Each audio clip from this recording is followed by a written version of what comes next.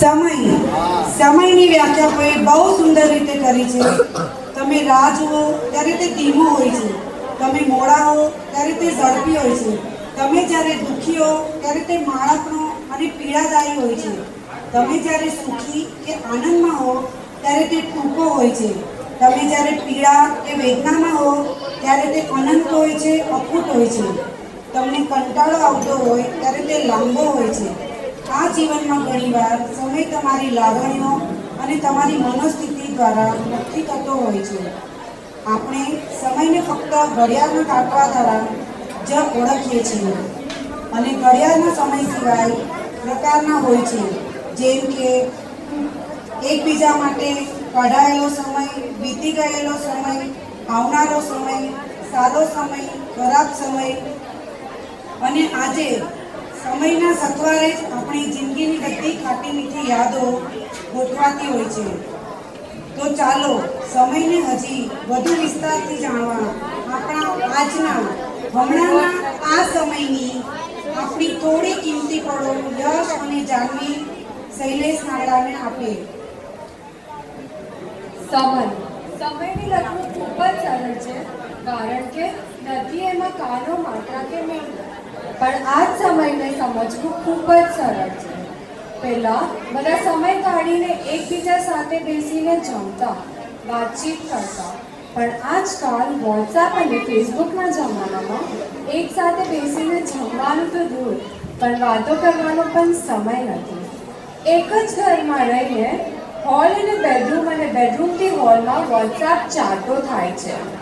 શું આપણી પાસે ખરેખર સમય નથી? આજે ટેકનોલોજી એટલી વધી ગઈ છે કે આપણા ઘણા બધા કામો મિનિટો અને સેકન્ડોમાં થઈ રહ્યા છે, છતાં પણ આપણા પાસે આપણા જ પરિવાર માટે સમય નથી। અરે દીદી, એનું પણ કારણ છે। આપણી ઈચ્છાઓની લિસ્ટ બહુ મોટી છે અને સમય મર્યાદિત છે। આપણે બધા સમયની મારામારીમાં ફસાઈ ગયા છીએ।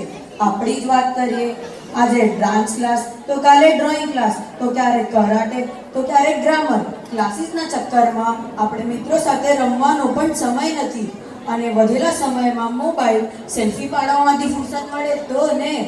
મમ્મીઓને કીટી પાર્ટી અને ટીવી સિરિયલો અને પપ્પાઓને ક્રિકેટ મેચ જોવા માટે ઘણો બધો સમય છે, પણ અમારી વાતો સાંભળવા માટે બિલકુલ સમય નથી। અને કામવાળી બાઈનો તો અલગ જ રૂઆબ। એક કામ વધારાનું આપીશું તો તરત જ કહેશે, દેખો મેમ સાहब, मेरे पास बिल्कुल टाइम नहीं है। હા યશ, બરાબર। જે કામ આપણને કરવું ગમતું નથી એ કામથી છટકવા આપણા પાસે સમય નથીનો બહાનો કાઢતા હોય છે। શું આપણા પાસે ખરેખર સમય નથી કે આપણે સમય કાઢવા માંગતા જ નથી? આ પરથી મને એક સુંદર પંક્તિ યાદ આવે છે, સમય રોજ મને કોરો ચેક આપે છે, સમય રોજ મને કોરો ચેક આપે છે, પણ હું જ આળસમાં રકમ ઓછી ભરું છું। અમારા દાદા કહે છે, જેના મનમાં હિંમત હોય, મહેનત કરવાની તૈયારી હોય અને સમય આયોજન કરવાની આવડત હોય, એના માટે સમય કાઢવું મુશ્કેલ જરૂર છે, પણ અશક્ય તો નથી જ। નસીબદાર વ્યક્તિને સમય અને સમજદારી બે સાથે મળે છે। જ્યારે સમય હોય ત્યારે સમજદારી નથી હોતી અને જ્યારે સમજદારી આવે ત્યારે સમય નથી હોતો। એટલે જ તો કહે છે, વીતી ગયેલો સમય કદી પાછો નથી આવતો।